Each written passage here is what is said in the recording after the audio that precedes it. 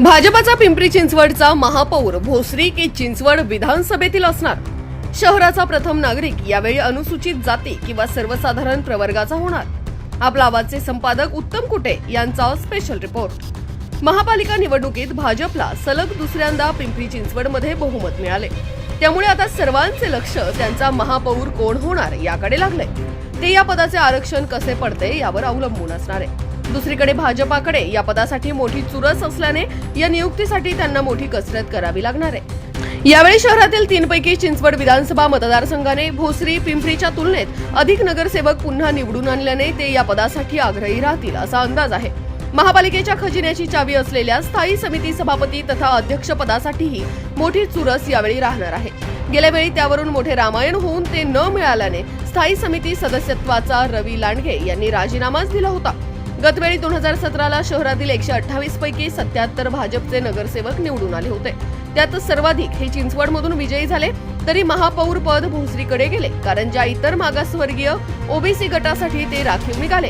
प्रवर्गाचा चिंचवडकडे प्रबळ सक्षम नगरसेवक नव्हता, मात्र यावेळी सर्व गटातील नगरसेवक त्यांच्याकडे असल्याने हे पद त्यांच्याकडे येईल असा अंदाज आहे।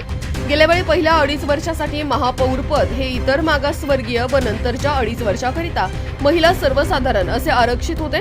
यामुळे हे गट वगळून इतर प्रवर्गासाठी म्हणजे खुला, अनुसूचित जाती, महिला आणि सर्वसाधारण ते काढण्यात येईल असे सांगण्यात आले।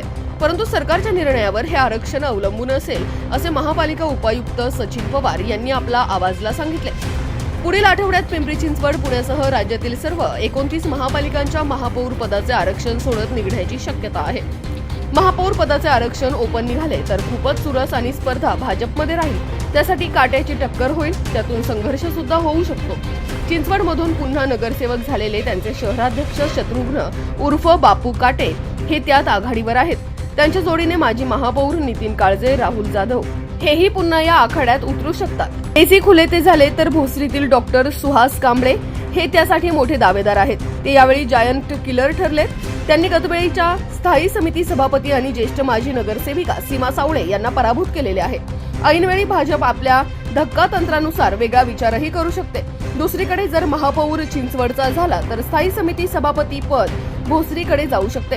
त्यासाठी गेल्या वेळी त्या पदासाठी डावललेले व ते न मिळाल्याने स्थायी समिती सदस्यत्वाचा राजीनामाच दिलेले रवी लांडगे हे प्रबळ दावेदार आहेत। यावेळीही पुन्हा बिनविरोध निवडून येत त्यांनी आपली जादू दाखवून दिलेली आहे। तर जेव्हा भाजपचे फक्त 3 नगरसेवक होते, तेव्हा नगरसेवक असलेले शीतल उर्फ विजय शिंदे हे सुद्धा या पदाचे मोठे स्पर्धक आहेत। याखेरीज ऐनवेळी दुसरे नावही समोर येऊ शकते। महापौर पद यावेळी चिंचवडकडे जाईल की पुन्हा भोसरीला मिळेल, त्यापदी नगरसेवक की नगरसेविका बसेल, यावर तुम्हाला काय वाटते ते कमेंट करून कळवा। धन्यवाद।